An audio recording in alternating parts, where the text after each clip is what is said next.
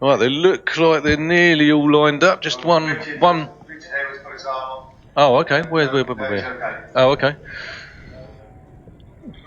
Right, we're ready to go. A lovely lady leaves the grid, and we wait for the red light to come on.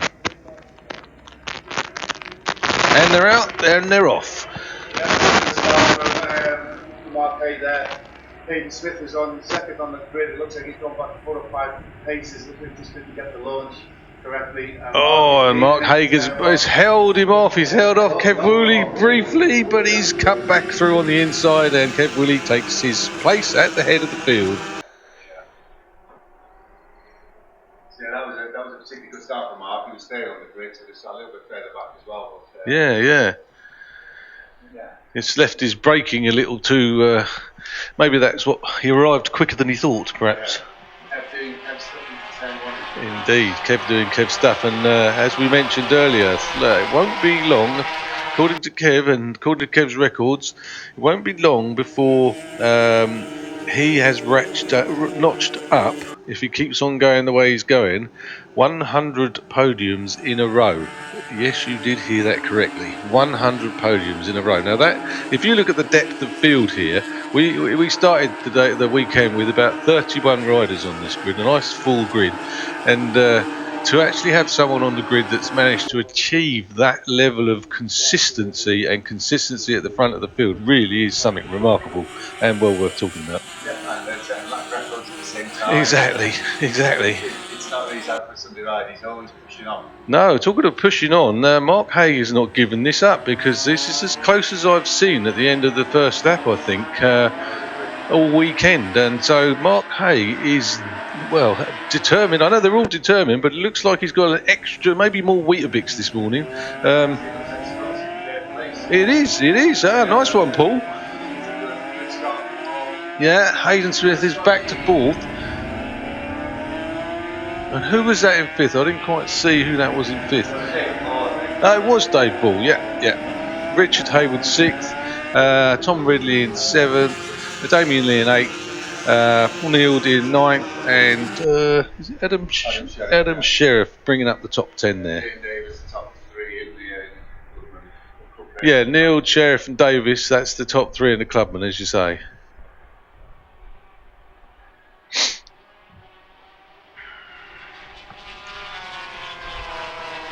So yeah, there was a half second difference over the line between 1st and 2nd, and they're just arriving up at McLean's, and it's less than half a second now, I can tell you that for certain.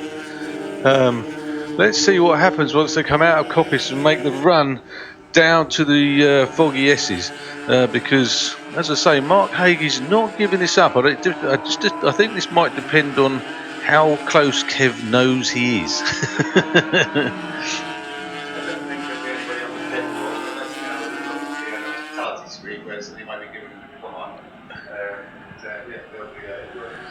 Yeah, it's still about half a second, I'd say, don't you think? Yeah, we've seen Mark do some good moves down into that Melbourne loop, so he's really sort of sticking onto the back from there. Yeah, this is because they are actually, to show the speed of Mark Hay, he's actually gapping Paul Welch in 3rd now, so he's doing his absolute utmost to match Kev Woolley's corner by corner. Yeah, this is a good ride from Mark now. Hayden and David sort of slowly keeping in on Paul at their place there. We'll be up there better past.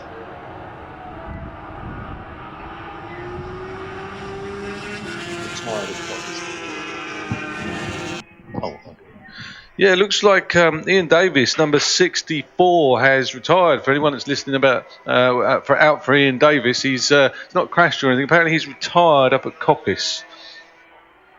Yeah, he's been doing the Open 500 class as well. He's worn it out, hasn't he, basically? I did have a chat to him earlier. I think he seemed to be okay. He was having a little bit concerned on his entry and coming around Goddard. He's struggling with the front end. Oh, okay. The rest of the circuit he was happy with. He just felt he was the sleazing out there, and it was kind of put him into no man's land. And kind of, he lost that toe, and but he's like, I think he's a really dedicated attention to detail on the outside. Yeah, I've noticed that with Ian. He runs another teaser dial, but a later version, a 3X VSPR. I believe he runs that as well. I'm not sure. Did he run that out in the Open 500s, that bike? I think he was, but he decided to just run one bike. Oh, okay. So it looks like Kev is still maintaining his gap from. Yeah, he's pulled a few bike lengths there now over Mark Haig in second place. Hayden, there must have been a mistake by Paul Welch somewhere, because he's dropped from a relatively safe third, and he's down to fifth now with Hayden Smith up to third and Dave Ball chasing him in fourth. Yeah. Had a good look behind him then to see where the chasing pack were. Was that Mark? Yeah. Okay. Maybe the pace of the missile that is Kev Hooley is proving a bit too much for him. Although, to be fair, he's like Kev's fastest lap on the last lap, 1:45.329. That's the overall fastest lap of the race so far. Mark Haig has dropped into the 46s from the 45.5. So he was matching Kev's times up until the last lap.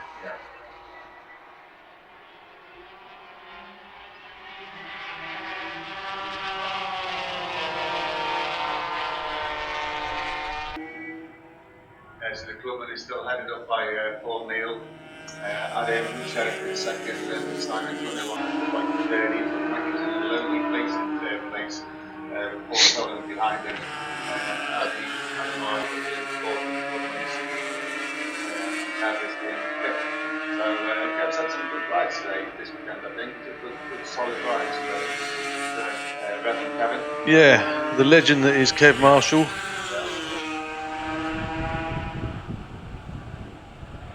I was asking Paul Neal if he was going to be doing the full season.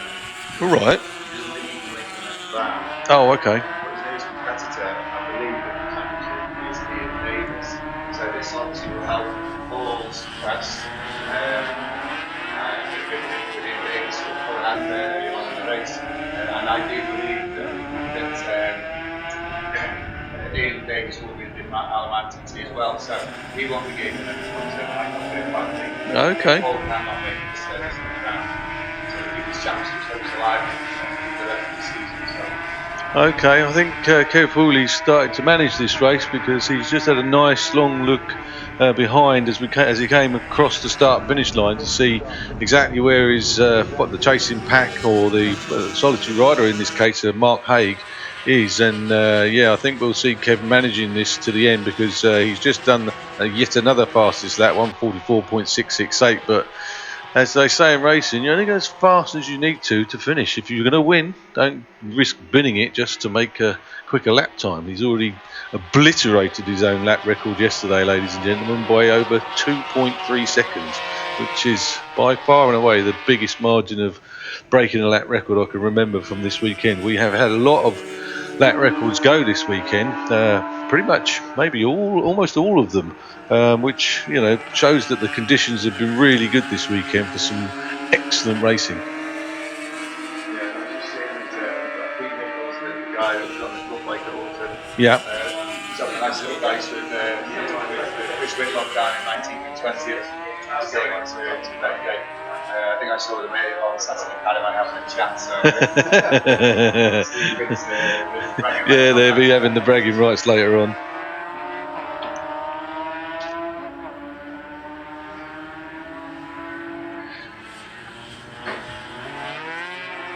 Oh, so Kev Hooley's just decided to prove me wrong by going yet again faster. 1:44.625, another fastest lap of the race, 2 on the bounce for him there. Oh, right, I was expecting that to run, because David Ball is Mr. Consistency generally, isn't he? But I see Squelchy chasing him, but fair play on Squelchy to put himself up into 4th place at the moment.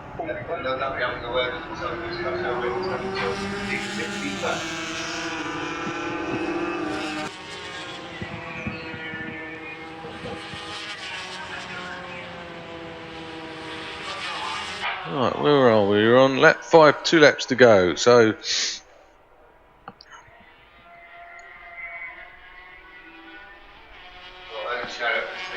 over from Paul Neal in the Clubman fight, so he's currently leading that one now. Okay. So Welsh leading the battle. This is currently leading.